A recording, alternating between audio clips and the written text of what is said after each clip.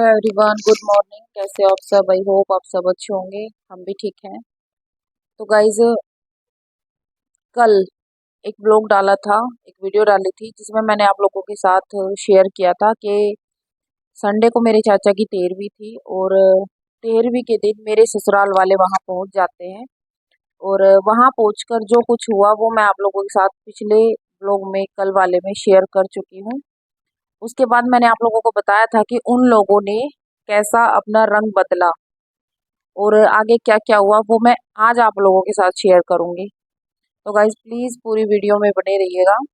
उन लोगों का चेहरा आप लोगों के सामने लाऊंगी। तो गाइज, कुछ लोगों को ये लगता होगा कि वो लोग हमारे दुख में शरीक होने आए थे, हमें हौसला देने आए थे, लेकिन ऐसा कुछ नहीं था। जैसे ही हम लोगों ने उन्हें बाहर निकाला ना, वैसे ही 2 मिनट में उन लोगों ने अपना असली चेहरा दिखा दिया। आप लोग सुनिएगा वो लोग क्या क्या बोले, यहाँ पे क्या बोले और वहाँ मेरे ससुराल में बिजवासन में जाके क्या क्या बोले हैं, वो सब मैं आप लोगों को बताऊंगी। तो गाइस, बाहर निकलते ही उनके पीछे मेरे ताऊ के लड़के थे। मतलब तो उस भाई को क्या बोलते हैं ये लोग कि सोशल मीडिया पर है, सोशल मीडिया पर काम करती है। तो उस भाई ने अगर मेरी वीडियो नहीं देखी होती ना, तो शायद वो उन लोगों को सही मान लेता। लेकिन गर्मियों की छुट्टियों में वो ही भाई मेरे पास आए थे घर पे और कहने लगे, जैसे भाई बोल देते हैं कि भाई पूछते हैं कि बहन को, अगर उसने क्या बोला वो बताती हूँ आप लोगों को। उस भाई ने मेरे को छुट्टियों में जब मैं घर गई हुई थी तो मेरे पास आया और बोला कि बहन देखो, छोटी मोटी बात हर घर में ही होती है, अगर ऐसी कोई बात है तो हमें बताओ, और छोटी बात है तो देखो इग्नोर करके अपना घर बसाओ अगर हो सके तो मैंने उस भाई को अपने साथ, मेरे साथ जो कुछ हुआ मैंने सब बताया और उसके बाद उसको मैंने अपना चैनल दिखाया कि ये मेरा चैनल है और मैं अब इस पे काम कर रही हूँ और मेरे बच्चों का खर्चा सब अभी तक मेरा भाई कर रहा है और आगे अभी मेरा चैनल चल गया है तो मैं अपने आप करूँगी।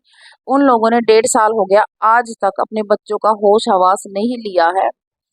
तारीख पे गए तब ऐसे ऐसे बात हुई, मेरे हस्बैंड ने इतने गंदे गंदे एलिगेशन लगाए, मैंने सब बताया उस भाई को।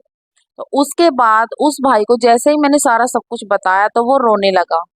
सच में वो रोने लगा और रोने के बाद क्या कहता जाता है, जाता अपने मतलब घर की तरफ चलता है और क्या बोलता है, बड़े घटिया लोग हैं, बड़े घटिया लोग हैं, मत जाना वहां पे, ऐसे कसाईयों में मत जाना, गंदे लोगों में, अपने बच्चों को पाल और कभी जरूरत पड़े खुदा ना खास्ता तो तेरा भाई ये खड़ा है और ऐसे घटिया लोगों में जाने की जरूरत नहीं है। तो उसी भाई को मेरे ससुराल वालों ने ये सब बोला। तो उस भाई को तो सब कुछ पता था, तो उसने क्या बोला कि तुम लोगों ने तो अपने बच्चों को धक्के मार दिए और आज तक उन लोगों का अपने बच्चों का हाल चाल तक नहीं पूछा। ये तो माँ है, ये तो करेगी, चाहे सोशल मीडिया से कमा के खिलाए चाहे कहीं से भी, अपने बच्चों को पालेगी भी खिलाएगी भी। तुम लोगों की तरह तो नहीं है जो अपने बच्चों को बाहर निकाल के और फिर दूसरी मंजिल बना ली। उस भाई को ये भी पता था कि इन लोगों ने दूसरी मंजिल बनाई है हमारे निकलने के बाद। ये बातें तो हुई, उसके बाद भी गाइज इन लोगों का असली चेहरा अभी इतने में ही सामने आने वाला नहीं था। और सुनिएगा, वो लोग तो जैसे आए इसीलिए थे, लेकिन उन लोगों ने पहले अपना जो है मासूमियत वाला चेहरा लोगों को दिखाया। जो वहां पे बैठे थे ना, सब लोग ये सोच रहे होंगे कि बड़े सीते हैं बेचारे, ऐसे में आए हैं। पर सब लोगों को पता चल गया, क्योंकि वो भाई अकेले नहीं थे, उस टाइम पे कई लोग थे, सबको पता चल गया कि ये लोग किस मकसद से आए थे, क्यों आए थे, क्या। उसके बाद वो लोग क्या बोलते हैं कि हमारे घर से जेवर और पैसे रखे थे, कुछ कैश, वो उठा के ले आई थी ये आई जब मेरे बारे में। तो गाइज, उन घटिया लोगों को जरा सी भी शर्म नहीं आई। मतलब वो लोग आए थे यहाँ पे बड़ाई लूटने, भलाई लूटने हमसे, कि ऐसे में जाएंगे ना तो हमें भलाई मिलेगी। लेकिन जब हमने उन लोगों को धक्के मार के बाहर निकाल दिया ना, तब उन लोगों का 2 मिनट में असली चेहरा सामने आ गया। बस क्या बोलते हैं ये कि पैसे ले गई। तो एक बात बताइए, अगर तुम उन लोगों के पास पैसे होते तो मेरे भाई को क्या जरूरत पड़ी थी लोन निकलवा के उन लोगों को, उन घटिया लोगों को, भिखारियों को देने के लिए। उन भिखारियों के पास अगर 10,000 रुपए भी हो जाते हैं ना कहीं से, किसी तरह से। तो ऐसे उछलते फिरते हैं वो कि पता नहीं तुम लोग कितने रईस जाते हो। खास तौर पे मेरा ससुर, और ये बात घर परिवार के सब लोगों को पता है। अगर उनके पास 10 तो छोड़ो, 7-8 हजार भी होते हैं ना, तो ऐसे ना बीच सड़क पे गिनते रहते हैं वो लोगों को दिखाने के लिए बोर बड़ाई में। तो उन लोगों के पास अगर पैसे होते तो मेरे भाई को जरूरत नहीं थी। सारी जो बात बड़ी है वो सारी पैसों पे बड़ी है, फिर भी उन लोगों को शर्म नहीं आती झूठ बोलते हुए। और मुझे तो ये सोच सोच के वो आता है कि ये लोग घटिया लोग किस मुंह से झूठ बोलते हैं। पूरे सोशल मीडिया को भी पता है, घर परिवार के लोगों को तो पहले ही पता था, जब तो मैं सोशल मीडिया पे मैंने कुछ बताया भी नहीं था पूरे घर परिवार को। अब गाइस एक बात बताइए, जिन लोगों के घर में रिपेयरिंग तक के पैसे नहीं कि घर रिपेयर तो कर दे, उनके घर में पैसे आएंगे, मकान बन रहा है और वो भी इतनी मजबूती से कि एक 2 मंजिल बन जाए, इतना खर्चा 1 मंजिल में लग रहा है क्योंकि नीचे से मजबूती से काम होके आ रहा है। क्योंकि मुझे तो ये नहीं था ना कि ये लोग, मतलब मैं इस घर में मुझे लोग रहने ही नहीं देंगे। मैंने तो ये सोच के पैसे लगाए थे कि भाई अपना घर है मजबूती से।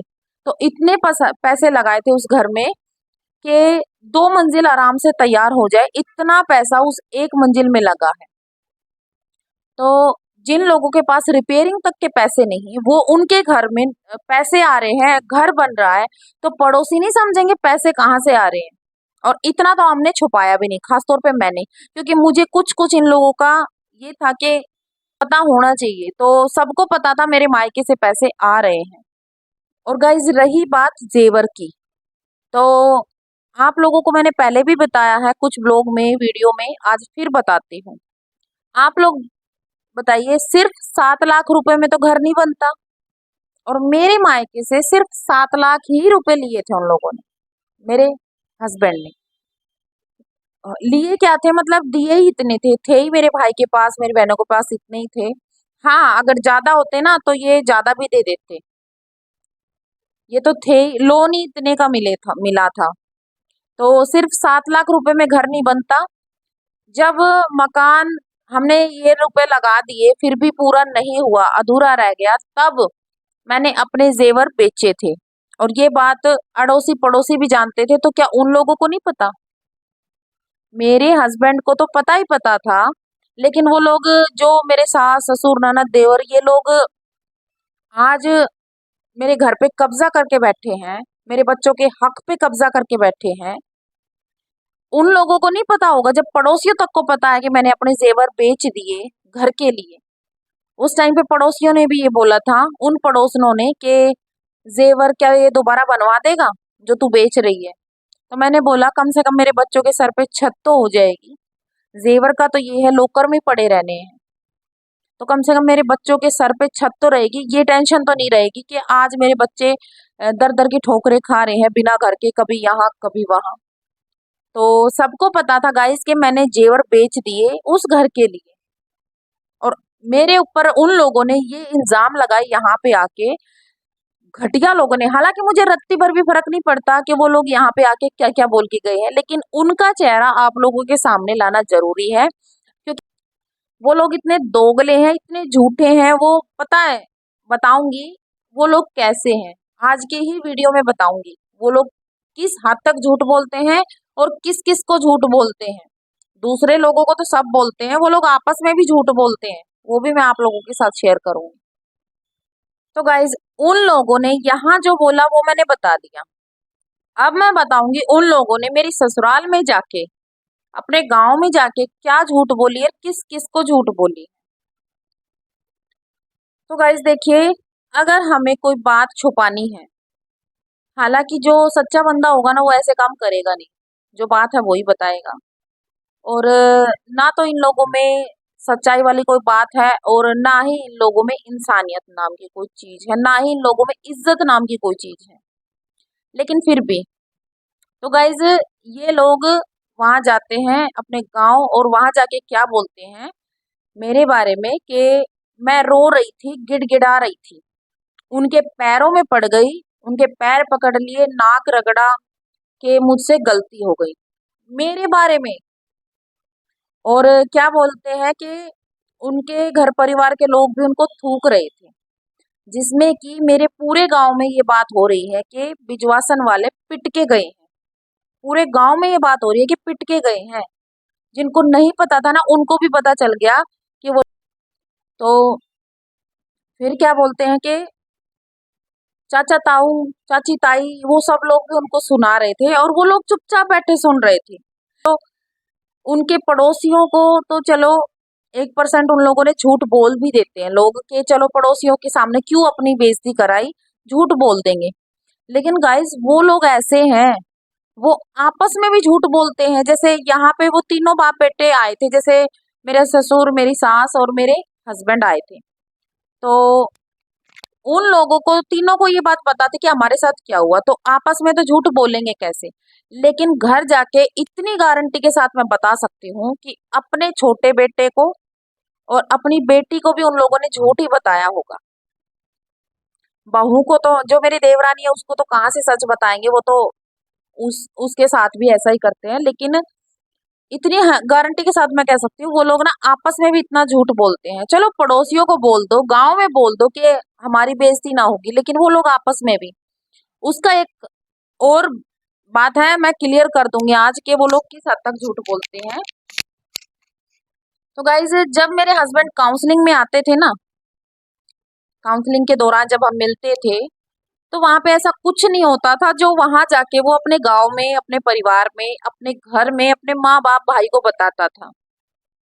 वो वहां पे काउंसलिंग में हम दोनों को समझाया जाता था और मेरा साफ साफ कहना ये होता था कि ना तो मुझे इसके साथ रहना है और ना ही मैं अपने बच्चों को इससे मिलने दूंगी। और ना ही पहले तो मैं ये बोलती थी मुझे इससे कुछ नहीं चाहिए।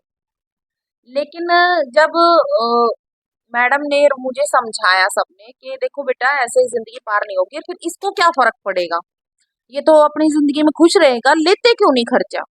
तब मैंने जाके अपना जो है मेंटेनेंस का और डोमेस्टिक वायलेंस का केस डाला था। क्योंकि मुझे ये था कि ये गंदे नंगड़ लोग हैं, भिखारी लोग, ये क्या देंगे। ये लोग मेरा सामान मेरी कोई चीज नहीं देंगे तो अपनी तरफ से तो ये क्या देंगे भिखारी लोग। तो मैंने बोला भी था कि मैडम ये कुछ नहीं देने वाले, आप इनसे 5,000 क्या 500 रुपए निकलवा लो। लेकिन फिर भी मैम ये बोली कि बेटा ये कानूनी कार्रवाई है, आप करो। तब मैंने जाके इन लोगों पे केस किया था, नहीं तो मुझे पता था ये कितने भिखारी हैं। तो गाइज वहां पे मैं एक दिन भी अगर मेरे आंखों में आंसू भी आए होंगे ना तो मुझे वो चीज याद करके कि इस आदमी ने मेरे साथ क्या किया। ठीक है, और वो सिचुएशन अलग होती है ना कि गलती वाली कि मुझे रख लो मुझे रख लो। लेकिन अपने भाई को अपनी बहन को अपनी माँ को भी जाके क्या बोलता था, अपनी माँ को बाप को, कि रो रही थी गिड़गिड़ा रही थी मेरे पैरों में पड़ गई कि मुझे रख ले। मैंने तो मना कर दिया, मैं नहीं रखूंगा, मैं नहीं रखूंगा इसे। इतनी झूठ बोलता था वो गांव में जाके भी कि रो रही थी गिड़गिड़ा रही थी। जबकि गाइज आप लोगों को पता भी है मैंने कितनी वीडियोस में कितनी व्लॉग में मैंने बताया है कि ना मैं उस आदमी के पास जाऊंगी, ना मैं उस घर में उसके साथ रहूंगी, ना मैं उसे तलाक दूंगी। मैंने बोला है ना ये बात, कितनी बार बोला है। इतना स्पष्ट कह देने के बाद भी वो बंदा वहां जाके झूठ बोलता था। और तलाक भी इसलिए नहीं कि मुझे उससे कोई लगाव है या कुछ, नहीं, सिर्फ इसलिए कि उसने मेरी जिंदगी बर्बाद की है तो बर्बाद तो उसकी भी रहेगी, खुश तो वो भी नहीं रह सकेगा जिंदगी में। क्योंकि उसने मेरे मेरे बच्चों को ना यहाँ लाके खड़ा कर दिया। सॉरी गाइज मैं थोड़ा आगे बढ़ गई थी। तो गाइज ये तो रही मेरे हस्बैंड की झूठ की बात। हाँ हालांकि झूठ ये पता है मैं वहां थी तब भी ऐसे ही बोलते थे झूठ, हर छोटी बड़ी बात पे झूठ बोलते थे। अच्छा उसके बाद गाइज एक बार मैं तारीख से ही घर जा रही थी अपनी मम्मी के साथ और मेरी ननद मिल जाती है मुझे बस में। अब मुझे पता नहीं था वो पीछे बैठी है, मैं अपना अपनी मम्मी के साथ फुल बात करती हुई जा रही, और यहाँ तक कि वीडियो कॉल पे ममता दी सोनी दी भी थी और हम वीडियो कॉल में आपस में बात करते हुए जा रहे थे। उसी दौरान मुझे नहीं पता था कि वो पीछे बैठी है और वो आगे आई, आगे आके उसने मेरा यहाँ से हाथ पकड़ा कलाई। अच्छा तो मैं एकदम से शॉक्ड कि ये यहाँ कैसे। तो बोली कि प्रियंका, तो मैंने बोला, मैंने कुछ नहीं बोला, मैंने खाली ऐसे हाथ छुटाया। तो बोली मेरे से बात नहीं करेगी। फिर भी मैं नहीं बोली, मैंने हाथ छुटाया। तो बोली मेरे से बात कर लेना। तो मैंने बोला क्या बात कर लूं, मैं नहीं जानती तू कौन है। क्योंकि गाइज उन लोगों ने मेरा इतना अंदर लाना भर दिया। कहते हैं ना, जब अंदर से बिल्कुल सब कुछ भर जाए ना तो मन नहीं करता। और मुझे तो पता था कि ये कैसी दोगली है, मुझे पता था कि, और आगे बताऊंगी। तो मैंने बोला मैं नहीं जानती। तो बोले मुझे नहीं जानती, मेरी क्या गलती है, मैंने क्या किया है। तो मैंने बोला जो कुछ किया है तुम लोगों ने किया है। उसने मुझे मारा, उसकी गलतियों को दबाया, उसको आज तक ये नहीं बोला कि भाई तेरी गलती है, तो गलती मान अपनी, उसके पैसे दे और गलती मान। बल्कि उसको ये शिक्षा दी कि कहाँ जाएगी दो बच्चे यही यही आएगी। तो सारी गलतियां, मगर उस टाइम गलती उसकी थी, लेकिन उसके बाद जो भी गलती है वो तुम्हारी है।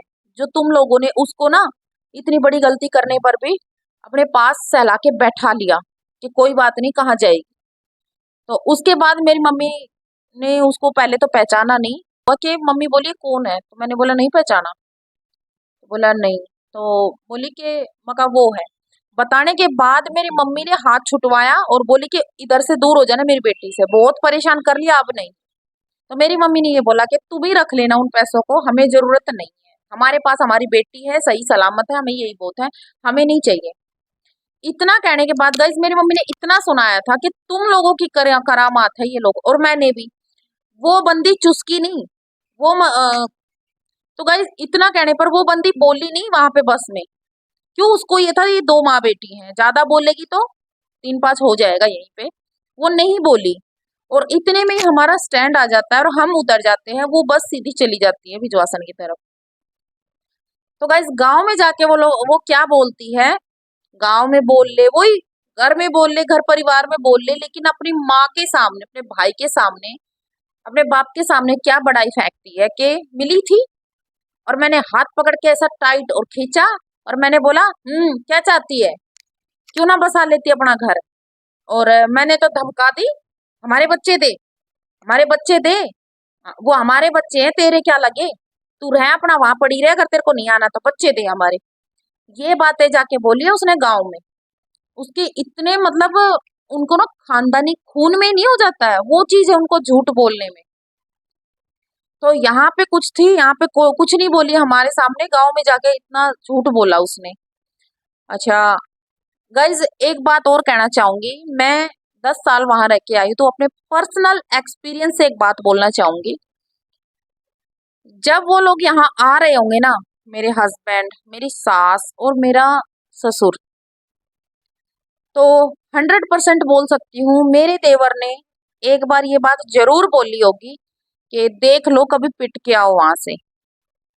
पक्का बोली होगी, क्योंकि ना वैसे तो ये सारे के सारे एक थाली के चट्टे बट्टे हैं, लेकिन उसको थोड़ा सा अंदेशा होता है कि हम जो कर रहे हैं उसके बाद अगलों का क्या रिएक्शन होगा।